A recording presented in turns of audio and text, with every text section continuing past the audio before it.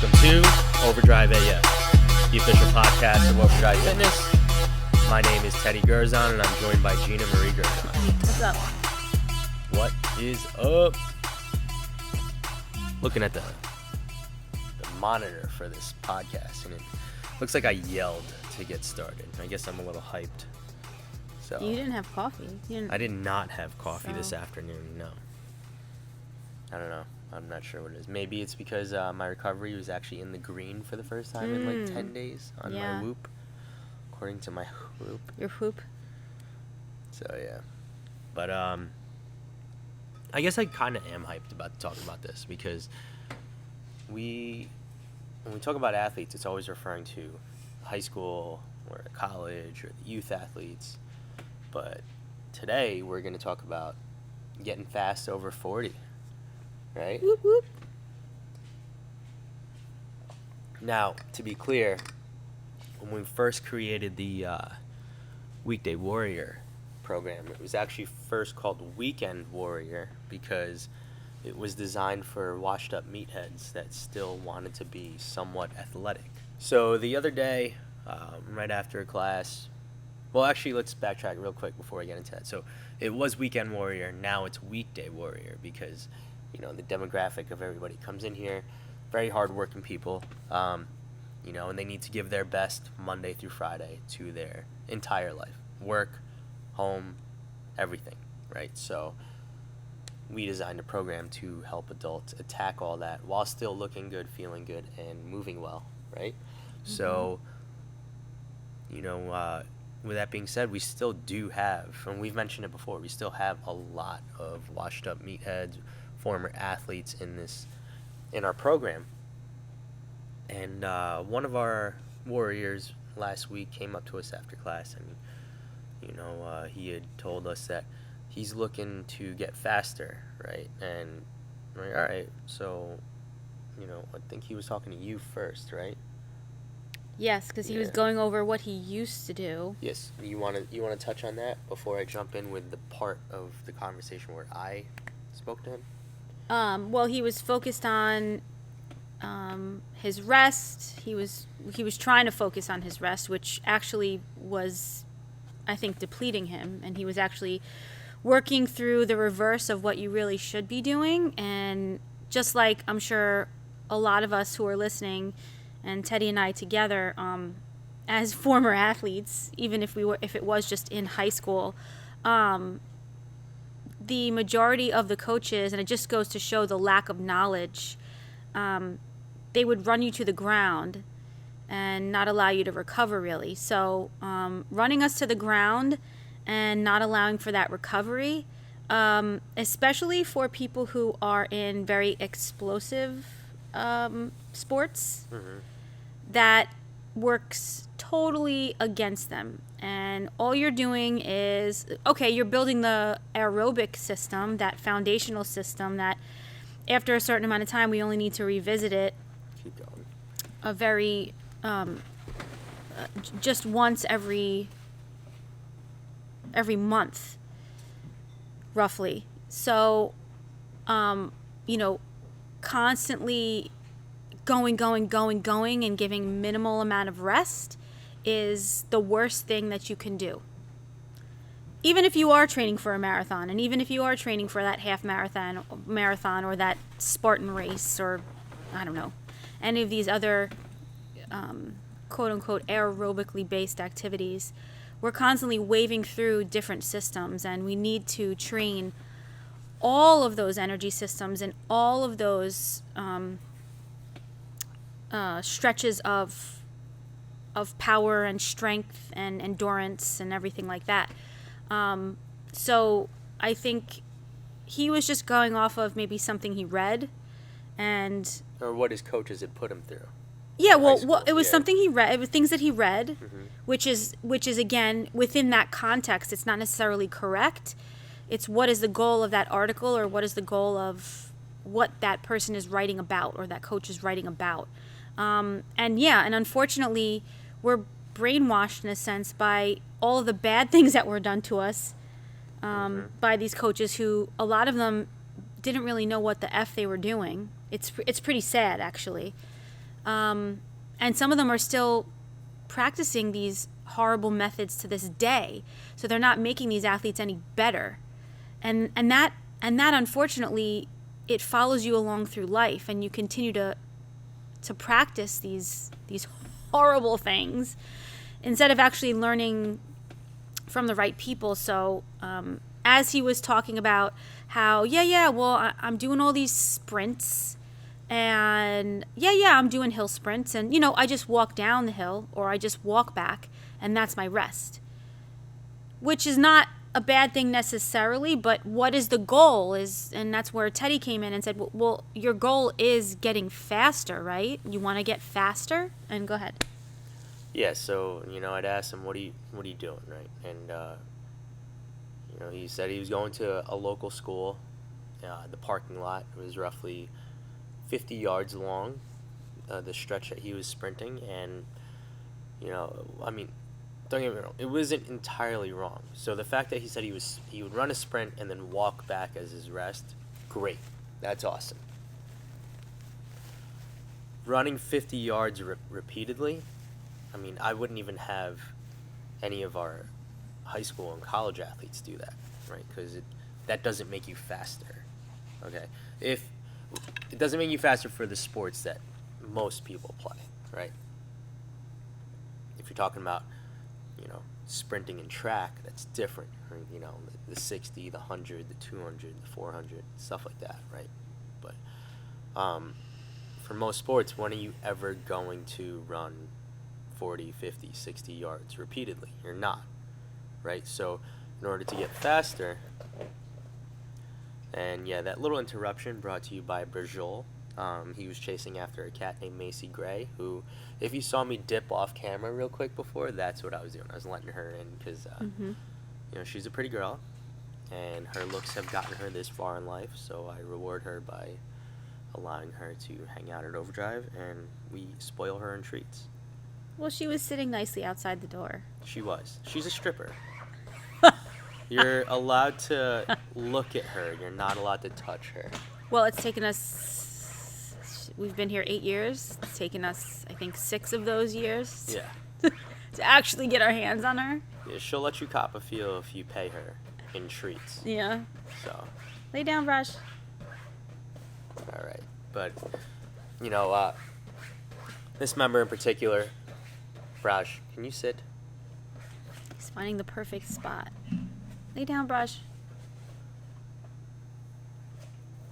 Imagine if we did this before we got into bed, as we just twirled and twirled around, twirled and scratched and twirled around, and made the bed exactly the way we needed it to be. I do, every single time. the covers would be including the scratching. Be a cyclone. Yeah, but no matter what I do, you still always wind up with all the covers. This is true. Yes. So, back to what we were talking about. This guy in particular, he wants to get faster, right? So it's for his adult hockey league that he's in, right? And it's great. He wants to be explosive. He wants to feel young, and that's awesome. And you can definitely do it, right? So even though you start to get older, doesn't mean that you can't be your fastest. Like you're never, once you're 40 or even when you're 30, you're never gonna be as fast as you were when you were in your 20s. It's not the same. I don't care what anybody says. You're not going to get faster as you get older, right? Because you can't play God. You can't reverse the aging process on your ligaments and tendons. It's just not going to happen, right? But you could still be a fast motherfucker for 40, right? You could still be the fastest person there. You can improve your speed from what it currently is, but you probably won't be the fastest you ever were. But with that being said, in order to get faster, regardless of your age, you still have to apply the same principles, right? So what'll be more effective is running half the distance, or in general just cutting the volume in half, right? But half the distance is where you start first. So that's why I usually recommend people run sprints 10, 15, 20, or 25 yards at a time. 25 would be probably the longest. I usually cap them off at 20, right? Because there's a difference between conditioning and working to get faster, right? So for whatever reason, and I still hear it from parents from time to time, they'll say stuff like, "Did my kid even do anything? He's not even sweaty. I'm picking him up. He's not even sweaty. She's not even sweaty. She doesn't look tired. He doesn't look tired. Are you pushing them hard enough? They should feel beat up." Like, no, that's not how you get faster, right? In order to get faster, you have to perfect form. You have to improve the quality of each stride, each sprint, and then repeat that over and over and over again. And there's many factors that are going to come into play that'll lead to the degradation of the quality, right? And those things are usually sleep quality, obviously nutrition, and stress management. And if you're just working to damage your body every time you work out, that stress level, you're going to hit that stress level fast every single time. And once you're at that, you can't get faster. So when it comes to getting faster, it's actually better to leave every sprint workout saying, okay, I probably had another one or two left in me at full speed, at 100% quality. Okay, so it's better to run shorter sprints with more rest. So let's say he was running his 50-yard sprints and walking back, right? I would say he was probably giving himself a solid 30 seconds rest by the time he started the next sprint. But you do that 20, 25 times over, I mean, that's not a lot of rest for the amount of work that you're doing, right? So I actually prefer a 3-to-1 rest to work ratio.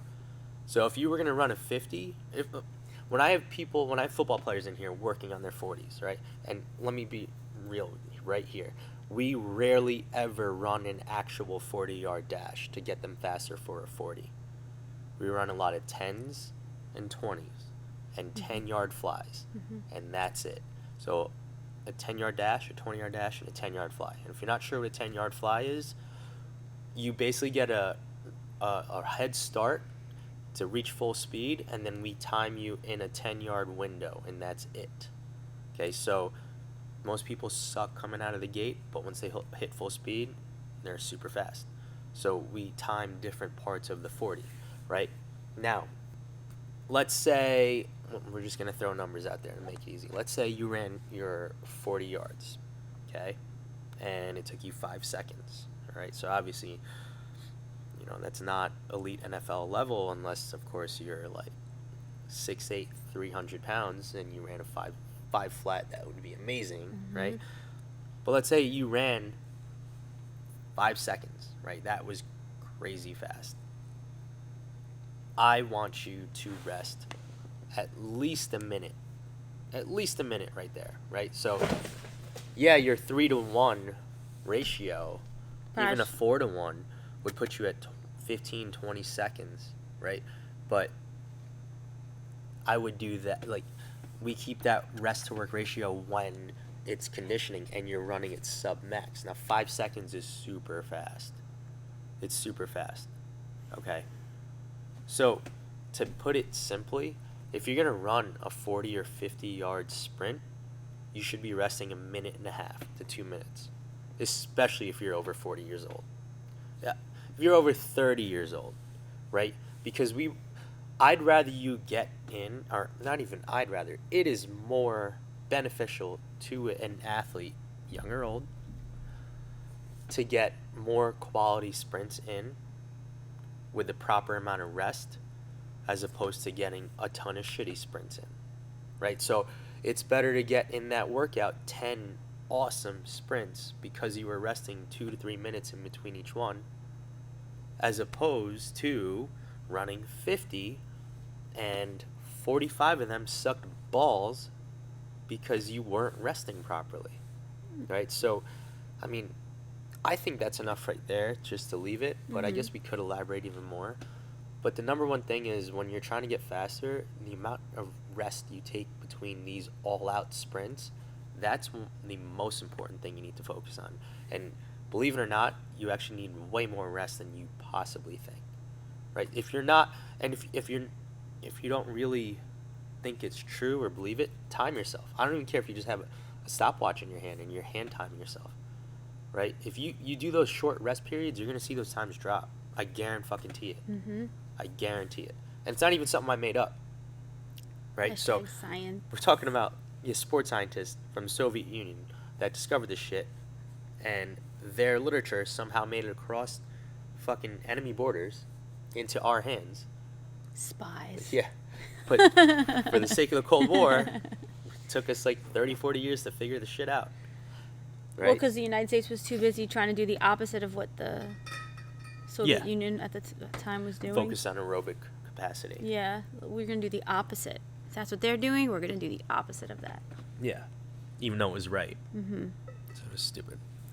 But that goes along with even our power-based, strength-based training too. I mean, people are so quick to, they just want to jump into the next set, jump into the next set, jump into the next set. And I think even with the programming that we had them go through, even within the past several weeks, they realized too, like, oh shit, we're resting? This is the time to be resting. In the beginning of that programming, okay, let's see what you got. Fast and explosive. All right, so now you need to be just as fast and just as explosive, but with a shit ton more weight. And right? Mm-hmm. And we have to give ourselves more rest. If you're doing it right, yeah. So if you don't have the discipline to make sure that you're not going to overwork yourself, which will always lead to injury, mm-hmm. especially in sprinting, right? Then, and we spoke about it right before the episode, right? And then the thing I suggest most for athletes that are going to sprint on their own, but they know they can't fucking keep it together and prevent themselves from fucking themselves up, right? Do hill sprints. Fucking hill sprints. Like, and you only have to do 10 yards at a time, right? Do those until you can't be fast anymore. And I prefer those over just flat sprinting if somebody's working on their own without a coach to tell them to shut it the fuck down. Because you can only go so fast once you start to get tired running up a hill. You actually just slow down and stop, right? Whereas you're running on flat ground over and over and over. What's the most common injury we see when it comes to those sprints? A pulled fucking hamstring, right? You're not going to pull a hamstring running up a hill. It doesn't have to be super steep. It just has to be an incline. Okay? So more is not always better. No. Less is more. And especially as we get older too, synovial fluid changes, lubrication, tendons and ligaments, hormone changes in men and women, especially in females. Things tend to kind of dry out, that's why that's why not only the nutrition, the sleep, your recovery, your cycling through your work-rest ratios are huge. And that's why we have to always err on the side of quality over quantity. Yes. Right? Yep. And another thing, too, is you don't need an hour of balls-to-the-wall sprinting to get faster. Mm-hmm. Right? Arguably the best high school track coach in the nation has a high school program in Illinois, and it's a public school, right? So he's in the Chicago suburbs, right? So in public schools, you don't have, unless you have a humongous population, you don't really have the ability to pick out and handpick the best sprinters in the school. Not like if you were running a prep school, where you went out and recruited these people, these athletes, for whatever sport it is, right? So this guy gets track. Track's not the most popular sport there, but he puts out state qualifiers all the time. All the time. Even nationally ranked sprinters in fucking Illinois, where he can't even run these guys outside for more than half the season because inclement weather, right? And believe it or not, this guy only has his sprinters, depending on the track meet schedule throughout the season, they're practicing their sprints either twice a week or 3 times a week, mm-hmm. for a half hour. And I'm saying the entire practice is half hour. From walking in the door of the gym to warm up and then going outside, and then that's it. Plenty of his practices, 15 to 20 minutes tops, and they're out. They're gone. They're done. You don't need to go crazy, right? So, I mean, the guy's amazing. His name's Tony Holler, if any of you guys want to look it up, right? So, you got to focus on quality.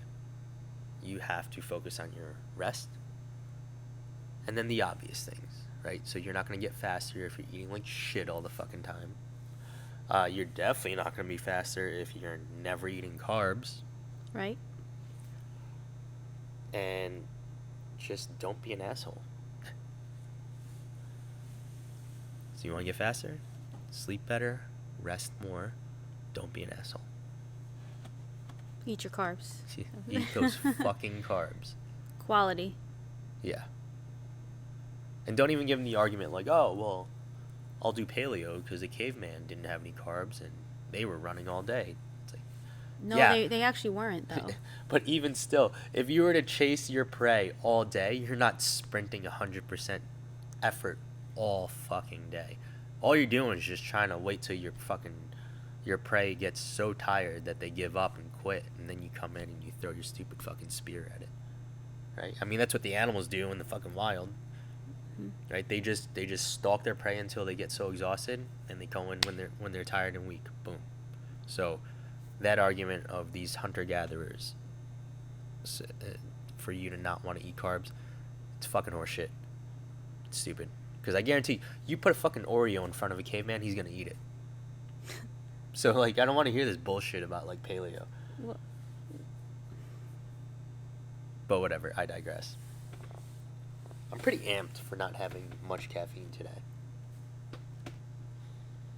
So, anything else to add? no, I think you were excited about really needing to talk about this. Yes, because I don't want to hear it again in the context of somebody getting hurt because they thought they were doing something right. Right? So, I obviously this is my passion. I love helping people get faster and more athletic, but for the sake of being able to just repeat this by them just clicking play on this episode, at least it's out there. Right? Mm-hmm. So, that's all we have for you this week. For the current weekday warriors that are listening, we do have our bowling party coming up soon, because what Filipino doesn't love bowling? Of course, we have to host a bowling party at Overdrive. That will be Saturday, April 8th at 7 p.m. Okay. I will be reaching out to get confirmations to see who is definitely coming, but we are more than excited to have a night out with all our warriors. And have some friendly competition. Absolutely. I know Casey's ready. He's like, ready. I'm like, well, Teddy's Filipino, and they are known for their bowling. However, I have beat him before. I don't think I've ever beat you. I suck at bowling. We haven't practiced in a long time, so I don't know. I am the black I think I'm sheep pretty of bad. Filipinos. Our last bowling party, I was pretty bad. Rusty is an understatement. So we have a few weeks to practice, and then we can really fuck people up. Oh boy. And spring is almost here, so. We'll wear a uniform. So. People have been liking our jerseys too, so. Oh yeah, that's another thing. So I'll be reaching out to everybody too. We're gonna come out. We're gonna drop a baseball jersey, Overdrive baseball jersey. It's gonna look fire. But stay tuned for that. Mm-hmm. All right, that's all we got for you. Speaking of jerseys, I hope you guys like the Donnie baseball batting jersey, hitting jersey, warm-up jersey that I'm rocking. So you are somewhat ashy though. And But they can't see that because your computer God. is blocking. Thank God. Yeah, my knees look like a ghost. But that's all we got for you. We are out. Thanks for tuning in. We'll catch you guys next week on another episode of Overdrive AF. Peace.